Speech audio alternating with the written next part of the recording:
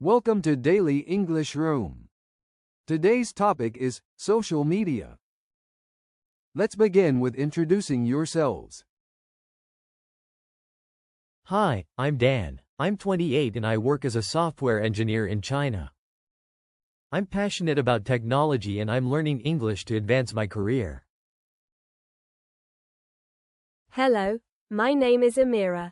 I'm 33, from Morocco, and I'm both a part-time ESL teacher and a full-time mother. I'm raising my children to be bilingual in Arabic and French, but I'm also learning English to help support their education and to improve my teaching career. Hi, I'm Carlos. I'm 35 and I'm a chef from Brazil. I love cooking and sharing Brazilian cuisine with others. Hi, I'm Yuki. I'm 30, and I work as a graphic designer in Japan. I've always been interested in Western pop culture, and English is key to understanding it better. Hello, I'm Luca. I'm 40 and I'm a tour guide from Slovenia, specializing in adventure tourism. I guide people from all over the world, and English is the main language we use. Hi, my name is Aisha. I'm 22 and I'm a university student from Nigeria, studying environmental science. I speak multiple languages, but English is the most important for my studies, especially because I want to work on global climate change initiatives. How often do you use social media, and which platforms do you prefer? As a software engineer, I'm pretty much always connected. I mainly use WeChat for keeping in touch with family and friends back in China, but I also spend a lot of time on LinkedIn and Twitter, or X now, I guess. LinkedIn is great for networking with other developers globally and staying updated on tech trends. I probably check social media every couple of hours during the day. Between teaching and taking care of my children, I try to limit my social media use to about an hour a day. I mostly use Facebook to connect with other teachers and share educational resources. Instagram is also helpful for finding creative activities for both my students and my kids. Oh, and WhatsApp is essential for coordinating with other parents and my colleagues. In the restaurant industry, Instagram is king. I'm on it several times a day, posting pictures of my dishes and getting inspiration from other chefs worldwide. I also use TikTok to share quick cooking tips and tricks. As a chef, visual platforms are perfect for showcasing my work and connecting with food lovers everywhere. I'm quite active on social media, especially for my design work. I use Instagram and Behance daily to showcase my portfolio and connect with clients.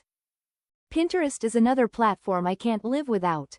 I spend hours there finding inspiration for my projects. I also use Twitter to follow design trends and join conversations in the creative community. In the tourism industry, you have to stay active on social media. I post daily on Instagram and Facebook, sharing photos and stories from our adventure tours. YouTube is also important. We create videos showcasing our hiking trails and extreme sports activities. I'd say I spend about 2 to 3 hours daily managing our social media presence. As a university student, I'm always on social media. I use Twitter the most for following environmental activism and academic discussions. Instagram is great for connecting with other students globally. And I use LinkedIn to network with professionals in environmental science. I also love using TikTok to create educational content about climate change.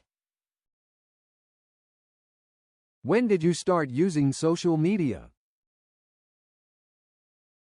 I must have been around 16 when I first started using QQ. That would have been back in 2012. Had smartphones been as common then as they are now, I might have started even earlier. Initially, I only used it to chat with classmates about homework, but before long, I was spending hours customizing my profile. Looking back, I can't help but laugh at how seriously I took those virtual decorations. By the time I entered university, I branched out to WeChat, which has become indispensable for both personal and professional networking, hasn't it? It wasn't until I was in university, around 2008, that I created my first Facebook account. Mind you, at that time, social media wasn't nearly as ubiquitous as it is today.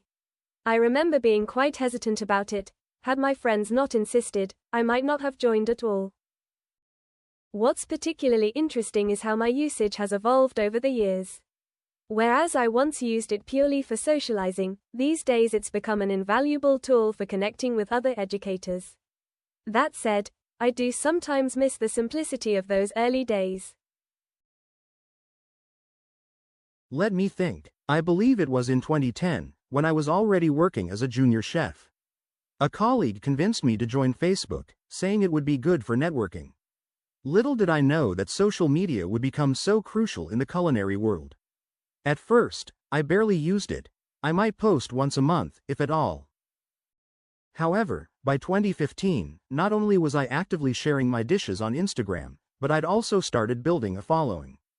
Having said that, I sometimes wonder how different my career would be had I started earlier. I started relatively late compared to my peers. I'd been rather skeptical about social media until about 2013, when I realized its potential for showcasing my design work. If I had realized how important it was for networking, I would have joined sooner. Initially, I only used it professionally, posting my portfolio and connecting with other designers. Over time, though, I found myself sharing more personal content. That being said, I still maintain separate accounts for personal and professional use. I've been on social media since the early days of Facebook, we're talking 2007 or thereabouts. Having worked in tourism, I recognized its potential for reaching potential clients. Looking back, I was rather ahead of the curve, wasn't I? Mind you, my early posts were quite amateur compared to today's standards. I distinctly remember posting blurry photos of hiking trails, thinking they were absolutely brilliant. These days, not only do I use multiple platforms, but I've also had to become something of a content creator to promote my tours. Being part of Gen Z, I practically grew up with social media. I must have been about 13 when I created my first Instagram account. That would have been around 2014. My parents were quite hesitant at first, but they eventually came around, didn't they? What's fascinating is how my usage has evolved. Whereas I once used social media purely for fun, I now use it primarily for environmental activism and education. That said, I do sometimes envy the older generation who got to experience life before the pressure of constant connectivity. What kind of people do you like to be friends with on those social media websites? It largely depends on the platform. On LinkedIn, I tend to connect with fellow software developers and tech professionals. People who share snippets of code or discuss the latest programming frameworks. Were it not for these connections, I might miss out on valuable career opportunities. As for WeChat, I'm rather selective. I primarily add people I've met in person. That said, I do occasionally accept requests from tech enthusiasts who've come across my coding tutorials. The way I see it, the more diverse your network, the more you can learn. As an educator, I'm particularly drawn to connecting with other teachers, especially those working in multilingual environments. Not only do they share valuable teaching resources, but they also understand the unique challenges we face. Having said that, I'm quite cautious about accepting friend requests from current students or their parents. It's essential to maintain professional boundaries. What I find especially enriching are connections with educators from different cultural backgrounds. If I hadn't expanded my network globally, I would have missed out on so many innovative teaching methods.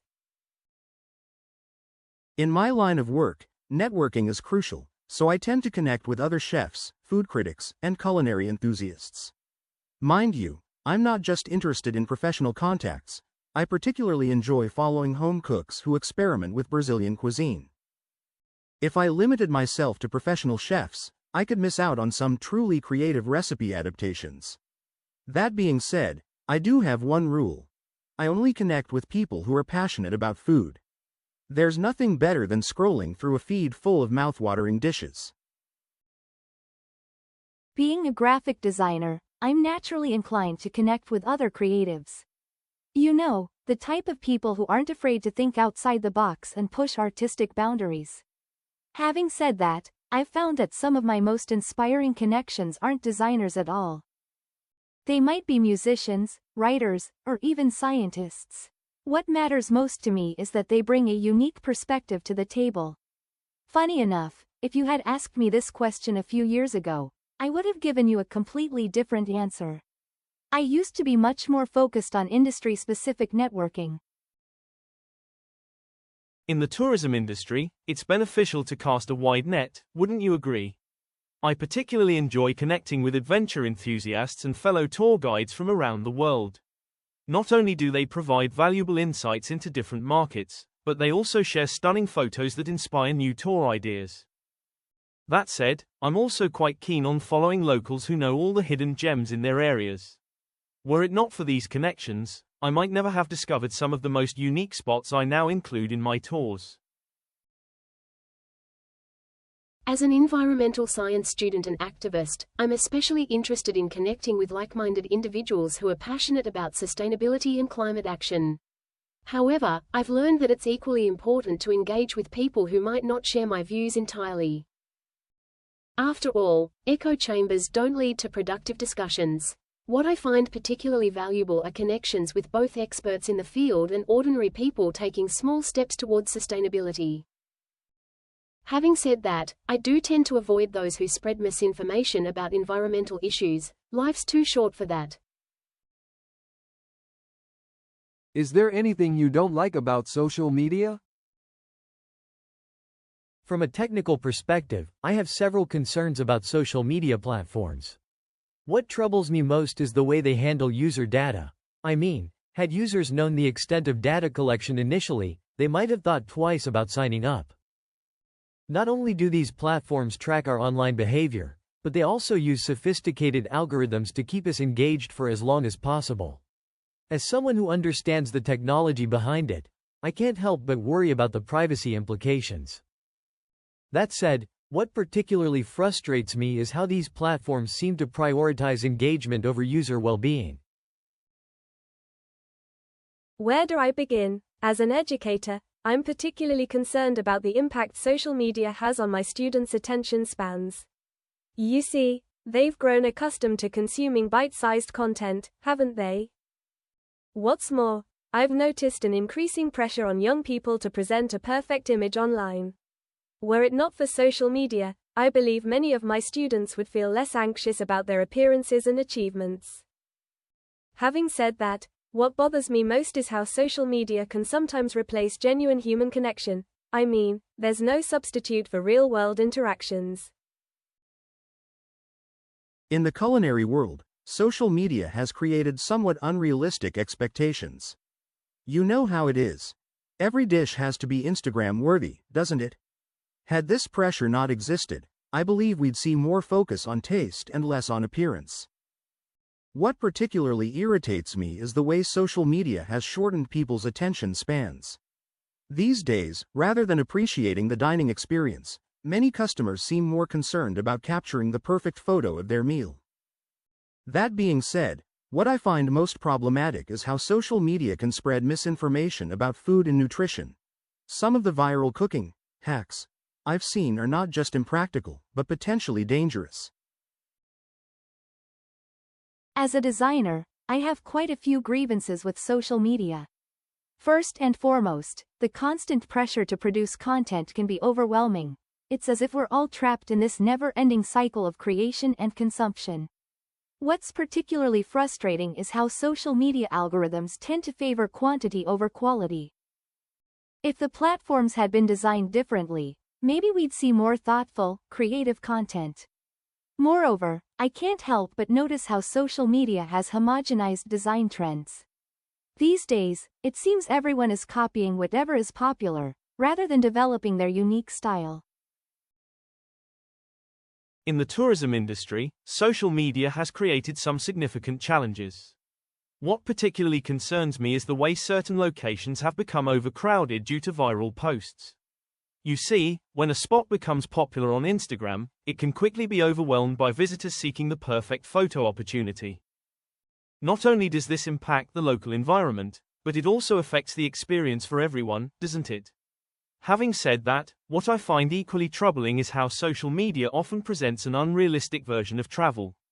Were people to have more realistic expectations, I believe they'd enjoy their travels more fully. As an environmental science student, what troubles me most about social media is its role in spreading misinformation about climate change. You'd be surprised at how quickly false information can circulate, wouldn't you? Had social media platforms implemented stricter fact-checking measures earlier, we might be facing less skepticism about environmental issues today. What's particularly frustrating is the way social media algorithms can create echo chambers, making it difficult for factual information to reach those who need it most. That said, I'm also concerned about the environmental impact of data centers that power these platforms. It's rather ironic. How has social media impacted your professional life? As a software engineer, I'm pretty much always connected. I mainly use WeChat for keeping in touch with family and friends back in China, but I also spend a lot of time on LinkedIn and Twitter, or X now, I guess. LinkedIn is great for networking with other developers globally and staying updated on tech trends.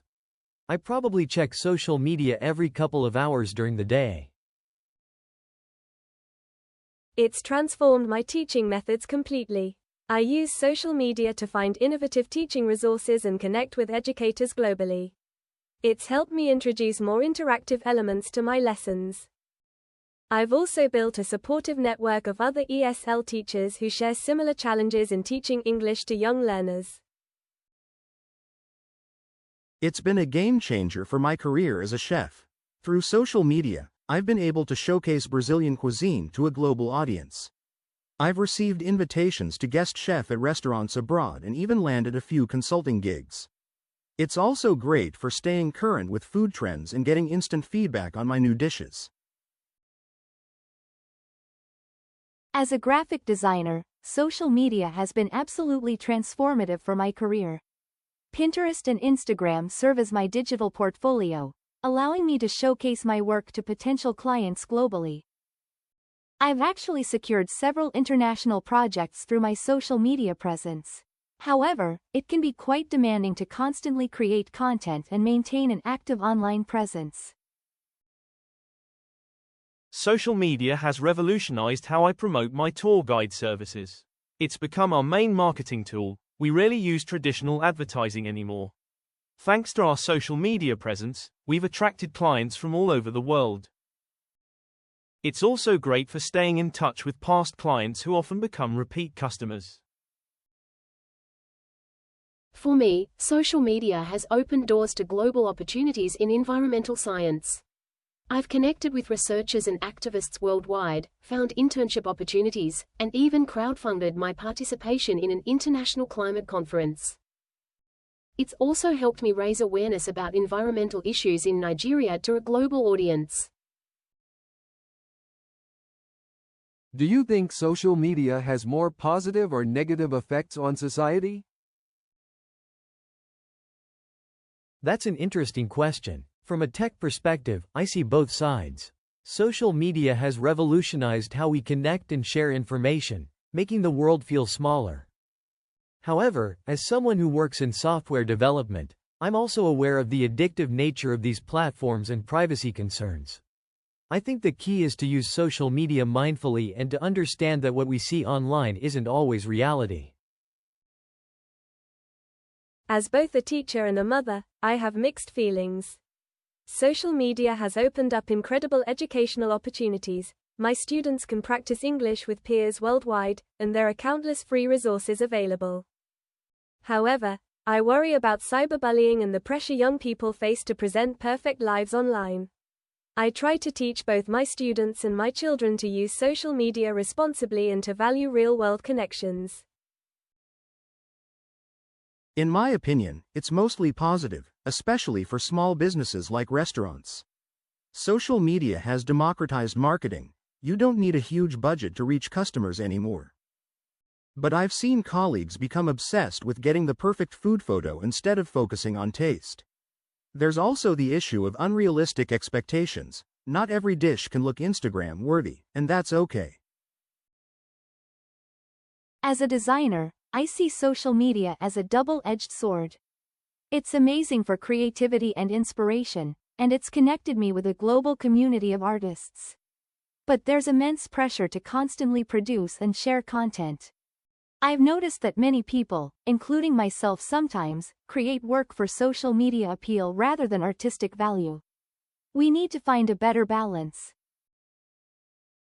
In tourism, social media has been revolutionary. It's helped put many hidden gems on the map. But sometimes, this leads to over-tourism, with everyone trying to get the same photo for Instagram. I've seen beautiful, quiet spots become overcrowded because they went viral. That said, social media has also raised awareness about sustainable tourism and responsible travel, which is crucial. From an environmental perspective, social media has been invaluable for raising awareness about climate change and connecting activists globally. It's helped amplify voices that might not otherwise be heard. However, I'm concerned about the environmental impact of data centers and the constant upgrade cycle of devices to keep up with social media apps. It's a complex issue without easy answers. How do you think social media will evolve in the next 5 years? I'm excited about the potential of AI integration in social media. I think we'll see more personalized experiences powered by AI, maybe even AI-generated content that's indistinguishable from human-created content. I also predict a shift towards more privacy-focused platforms as users become more aware of data issues. Virtual and augmented reality will probably become more mainstream in social media too. I hope to see more educational applications. Maybe social media platforms specifically designed for learning, where students can safely interact with peers globally. I think we'll also see better parental controls and more emphasis on digital literacy. As an educator, I'd love to see social media evolve to support different learning styles and become a more valuable tool in the classroom. In the culinary world, I think we'll see even more integration of augmented reality. Imagine being able to virtually smell or taste dishes shared on social media. But seriously, I believe social media will become more niche-focused. Instead of giant platforms trying to be everything for everyone, we might see more specialized communities. For chefs like me, this could mean better ways to connect directly with food enthusiasts and potential customers. I'm excited about the potential of virtual reality in social media. I think we'll move beyond simple photo and video sharing to more immersive experiences. Maybe we'll have virtual art galleries where I can showcase my designs in 3D spaces.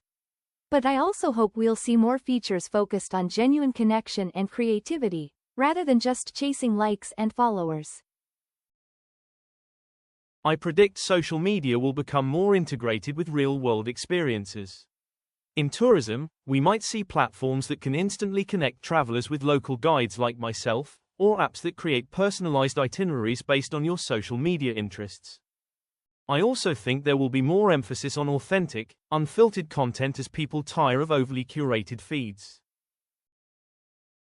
From an environmental science perspective, I hope social media will evolve to become more sustainable and eco-conscious.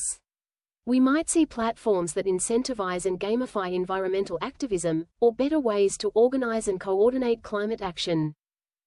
I also think we'll see more emphasis on fact-checking and scientific literacy to combat misinformation, especially about environmental issues.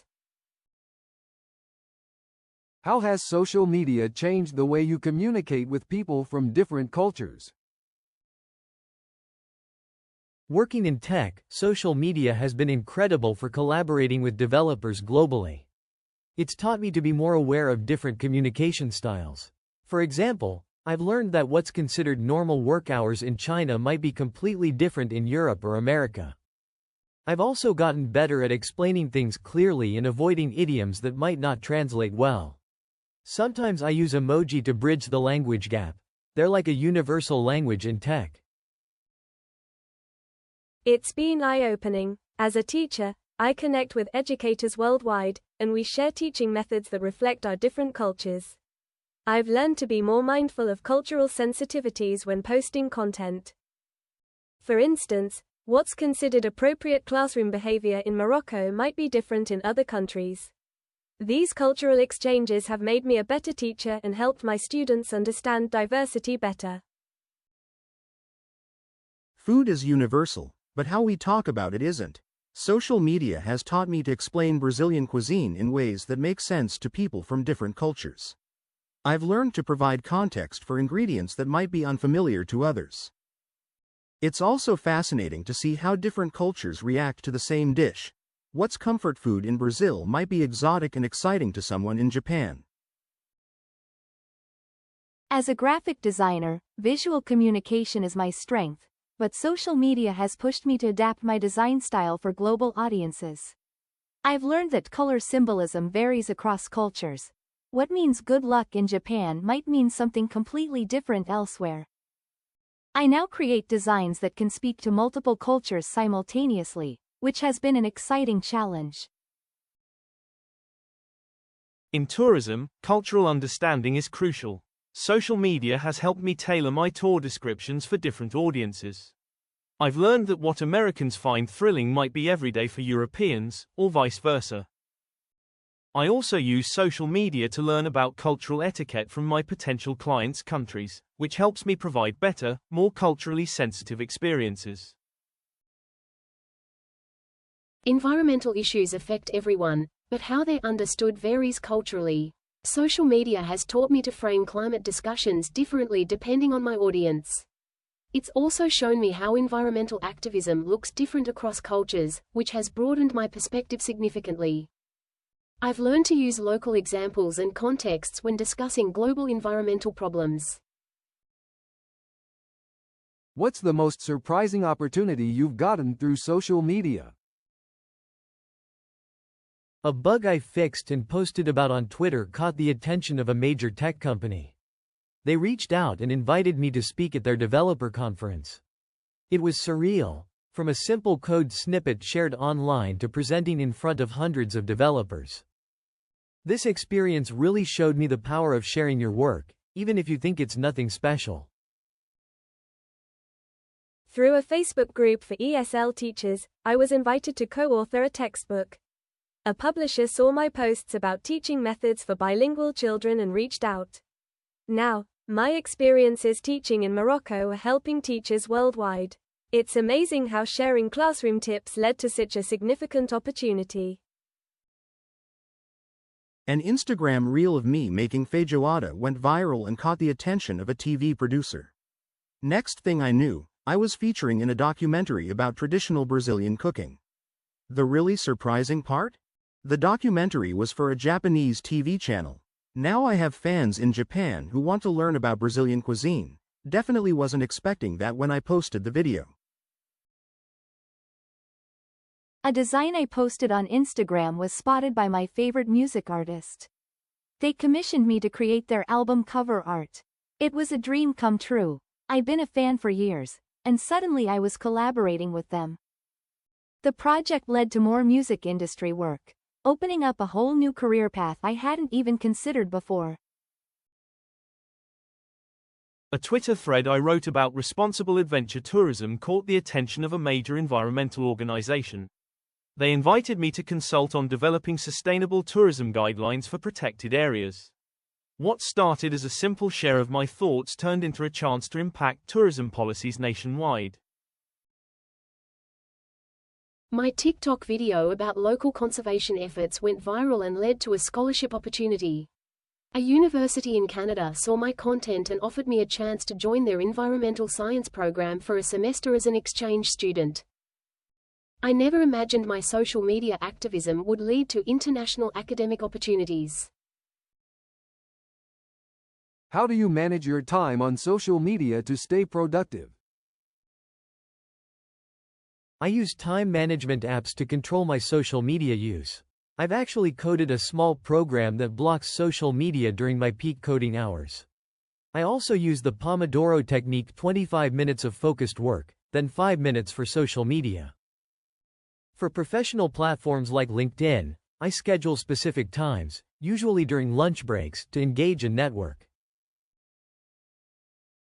With teaching and family responsibilities, time management is crucial. I set specific times for social media, usually early morning before my children wake up, and then again after they're in bed. I use the saved posts feature on Instagram and Facebook to quickly find teaching resources when I need them, rather than browsing endlessly. During school hours, I keep social media notifications off completely. In the restaurant industry, timing is everything. I usually post during slower periods, like between lunch and dinner service.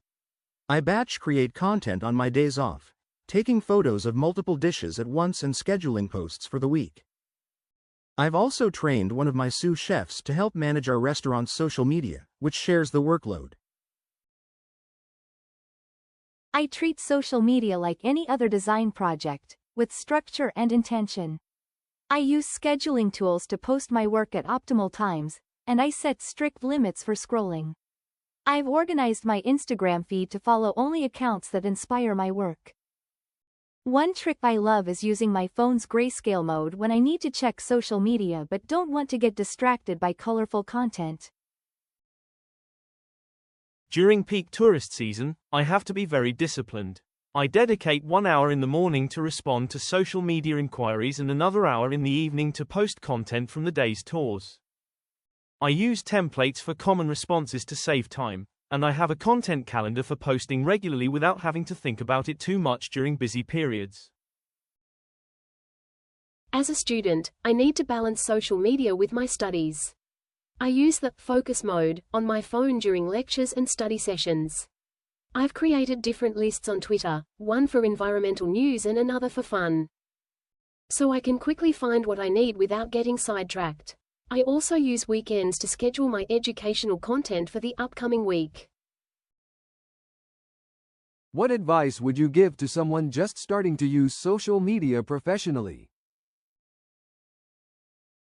First, choose your platforms wisely. You don't need to be everywhere. For tech professionals, I recommend focusing on LinkedIn and Twitter, maybe GitHub if you're a developer. Start by sharing your learning journey. You don't need to be an expert to provide value. Also, be consistent with your personal brand. I always make sure my posts reflect my expertise in software engineering while still showing my personality. Don't be afraid to start small and be authentic. As a teacher, I began by simply sharing one teaching tip each week. Engage with other educators and build genuine connections. It's not just about followers, but creating a supportive professional network. Also, be mindful of privacy, especially when sharing anything related to students or children. Always ask for permission and blur faces when necessary. Focus on quality over quantity.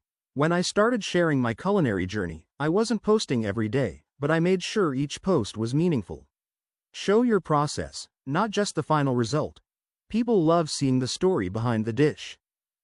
And don't get discouraged by numbers. Build genuine connections with your audience, even if it's small. Those genuine fans will become your best advocates.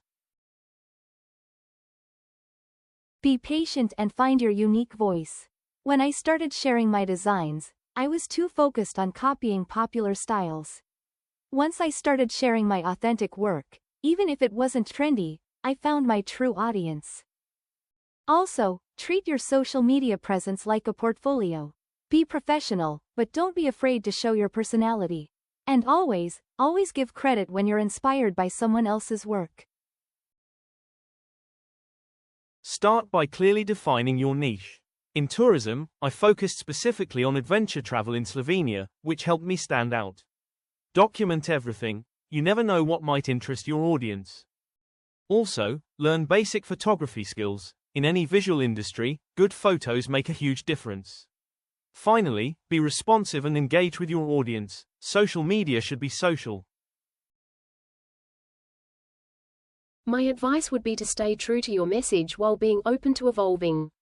When I started sharing environmental content, I was very serious and academic. Over time, I learned to make my message more accessible and even fun, which helped reach a broader audience. Also, don't be afraid to speak up about issues you care about, but be prepared for differing opinions and learn to handle them professionally. Have you ever taken a break from social media? How did it affect your personal and professional life? Yes, I took a 1-month break during an intensive coding project. Professionally, I was more focused and productive. I completed the project ahead of schedule. However, I did miss some networking opportunities and had to catch up on tech news. Personally, I felt more present in my daily life, but I also missed connecting with friends back in China. Now, I do regular, mini breaks, logging off completely on Sundays. I tried a 2-week break during school holidays. It was refreshing to focus completely on my family without thinking about posting or checking updates. However, I did feel disconnected from my teacher community, and I missed some valuable resource sharing. The experience taught me to be more intentional with my social media use. Now, I have social media free times during the day, especially during family meals and bedtime routines. Last year, I took a break during a culinary retreat in the Amazon, where we had limited internet access. It was both liberating and anxiety-inducing. I worried about losing followers, but actually, people were very interested in my comeback posts about the experience. The break gave me fresh inspiration and helped me realize that constant posting isn't necessary. Quality content is more important than quantity. I take regular breaks during my creative process. When I'm developing new design concepts, I avoid social media for a few days to prevent being unconsciously influenced by other artists' work. These breaks help me create more original designs. The first time was scary. I felt like I would be forgotten. But now I realize these breaks make my social media presence more meaningful and my work more authentic. During the off-season last winter, I took a month-long break to go hiking in New Zealand. Professionally, I was worried about losing booking opportunities, but I made sure to set up automated responses explaining my absence. The break actually gave me new perspectives on adventure tourism and inspired new tour ideas. It also reminded me why I love my job, when I'm not busy documenting everything for social media. I took a break during my final exams last semester. Academically, it was necessary and helpful. I could focus entirely on studying. I did worry about losing momentum with my environmental advocacy. But I realized that taking care of myself and my education would make me a better activist in the long run. When I returned, my followers were supportive, and I had fresh energy for creating content. If you could change one thing about how social media works, what would it be and why? What I'd really like to see changed is the algorithm-driven content delivery. Not only does it create echo chambers, but it also makes it difficult for users to discover diverse perspectives. Should the algorithms be revised, we could possibly see a more balanced and enriching social media experience. The technology is there, it's just a matter of implementing it correctly.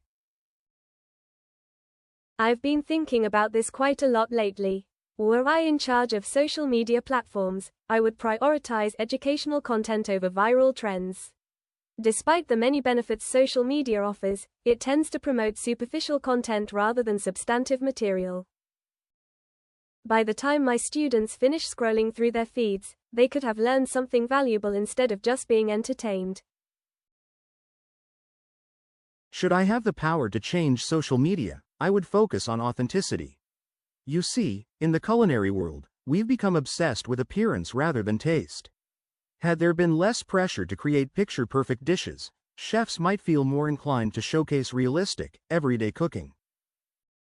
Not only would this be more helpful for home cooks, but it would also take an enormous amount of pressure off professionals like myself. The more I use social media professionally, the more I realize its shortcomings. If there were one thing I could modify, it would be the pressure to constantly produce content. Not only is it exhausting, but it also hampers creativity. I can't help but wonder whether we'd see more innovative and thoughtful content if creators weren't compelled to post so frequently. Mightn't it be better to focus on quality rather than quantity? Having been in the tourism industry for quite some time, I've noticed how social media has created unrealistic expectations. If I could change anything, it would be the way popular locations are portrayed. Rather than showing only the most photogenic spots, which often leads to overcrowding, wouldn't it be better to promote diverse experiences? By the time tourists arrive at a destination, they've often seen so many filtered photos that reality can't possibly live up to their expectations. Given the chance to modify social media, I would prioritize fact-checking and scientific accuracy. As an environmental science student, I can't help but notice the spread of misinformation. Were social media platforms to implement stricter verification processes for scientific claims, we might see a more informed public discourse on critical issues such as climate change. That being said, we must also consider the balance between moderation and free expression, mustn't we? What impact do you think social media will have on future generations, particularly in your field of work? In the tech industry, social media is already shaping the future of work, isn't it? By the time today's children enter the workforce, I imagine remote collaboration through social platforms will be the norm. That said, I do worry about privacy and data security. Unless we implement better protections, future generations might find their entire lives documented online, whether they like it or not. Having said that, the potential for global connectivity and knowledge sharing is tremendous. As an educator, I can't help but wonder about the future of learning. Social media could revolutionize education, couldn't it? Not only might students be able to connect with peers globally, but they could also access diverse learning resources instantly. Nevertheless, we must ensure that children develop critical thinking skills. Were they to rely solely on social media for information, they might miss out on deeper, more meaningful learning experiences. The design industry has already been transformed by social media, hasn't it? Looking ahead, I believe we'll see even more integration between social platforms and creative tools. Had you told me 10 years ago that I'd be designing primarily for digital spaces, I wouldn't have believed you. That being said, I do worry about the preservation of traditional design skills. Unless we make a conscious effort to maintain them, some techniques might be lost to future generations. Tourism has been revolutionized by social media, hasn't it? As far as future generations are concerned, I believe virtual reality tours will become increasingly common. The children of today, who are growing up with social media, will expect immersive, interactive experiences. That being said, I'm convinced that nothing will ever fully replace the thrill of real-world adventure, no matter how advanced technology becomes. Let me tell you about my perspective as both a student and an environmental activist. The upcoming generation will have grown up with social media as an integral part of their lives. On the one hand, this could lead to greater global awareness of environmental issues. On the other hand, I can't help but worry about the environmental impact of increased digital consumption. It's something of a double-edged sword, isn't it? How has your approach to privacy on social media evolved over time? Initially, I used to share everything online without a second thought. However, having worked in software development for several years, I've become increasingly cautious.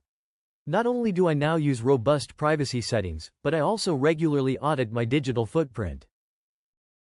The other day, I was going through my old posts and couldn't believe how much personal information I'd shared.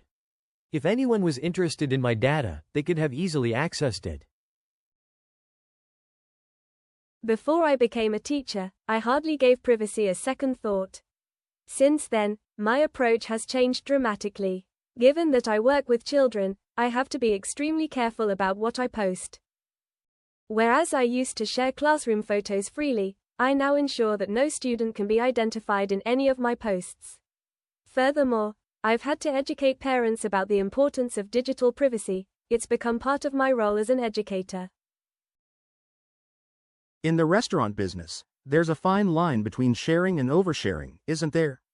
While I need to promote my work, I've learned to be more selective about what I post. Rather than showing every aspect of my kitchen, I now focus on the dishes themselves. If I had known more when I started, I would have been more careful about sharing my techniques. Some of them were family secrets passed down for generations.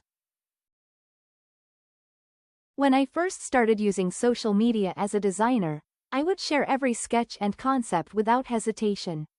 However, having experienced design theft firsthand, I've become far more selective. These days, not only do I watermark my work, but I also think twice before sharing works in progress. Mind you, it's a difficult balance to strike. After all, sharing our creative process is vital for building an audience, isn't it? I must admit, my attitude towards privacy has changed dramatically over the years. At first, I would post real-time updates about my tour groups without a second thought. Looking back, I realize how careless that was.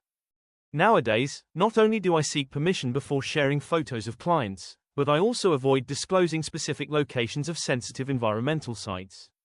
Had I known better, I would have been more cautious from the start. Being part of the younger generation, you might think I'd be less concerned about privacy, mightn't you? On the contrary, I've become increasingly cautious. Whereas I once shared every detail of my environmental activism, I now carefully consider the potential implications of each post. Given the global nature of environmental issues, I have to be mindful of how my content might be perceived in different cultural contexts. That said, I still believe in the power of social media to drive positive change. At what age are children generally allowed to use social media in your country? It's rather complicated in China, to be honest. Legally speaking, children must be at least 14 to register for most social media platforms, and parental consent is required until they turn 18. Having said that, many children find ways around these restrictions, don't they? What's particularly interesting is that we've recently implemented a youth mode for users under 14, which limits their daily usage to 40 minutes. Mind you, as a software engineer, I can tell you that enforcing these regulations isn't always straightforward. In Morocco, the situation is somewhat ambiguous. While most social media platforms officially require users to be 13, there isn't any strict enforcement at a national level. As a teacher, I've noticed that children as young as 10 or 11 are already using social networks, primarily WhatsApp, to communicate with family. Were it up to me, I would advocate for stricter controls. That said, it's worth noting that many parents see social media as a way for their children to improve their digital literacy skills. You know, in Brazil, the minimum age is technically 13, but it's not as simple as that. Had you asked me a few years ago, I would have said that nobody really paid attention to age restrictions. However, things have been changing lately. Not only are parents becoming more aware of digital safety, but schools are also getting involved in educating children about responsible social media use. Mind you, my 12-year-old nephew probably knows more about Instagram than I do. Here in Japan, the official age requirement tends to be 13, but in practice, it's rather different. Many Japanese children start using social media platforms specifically designed for students when they're around 10. By the time they're in middle school, most of them are already online, which is incredibly popular here. That being said, there's a strong emphasis on privacy and online safety. Parents often monitor their children's accounts until they're well into their teens. Wouldn't you agree that's sensible? In Slovenia, much like the rest of the European Union, the GDPR has set the digital age of consent at 16. However, had this regulation been strictly enforced, I suspect we'd see far fewer teenagers on social media. The reality is that most children start using social platforms around 13 or 14. What's particularly interesting is the generational divide. Parents my age, who didn't grow up with social media, tend to be more cautious about letting their children online. The situation in Nigeria is quite diverse, varying significantly between urban and rural areas. While the official age requirement for most platforms is 13, enforcement is practically non-existent. In urban areas like Lagos, where I grew up, children as young as 11 or 12 are often already active on social media. With there more awareness about online safety, parents might be more cautious. That said, many Nigerian parents see social media proficiency as a necessary skill for their children's future, don't they? That's all for today's daily English room conversation practice. Thank you for joining us. If you enjoyed this video, like, leave a comment, and hit the subscribe button. See you next time.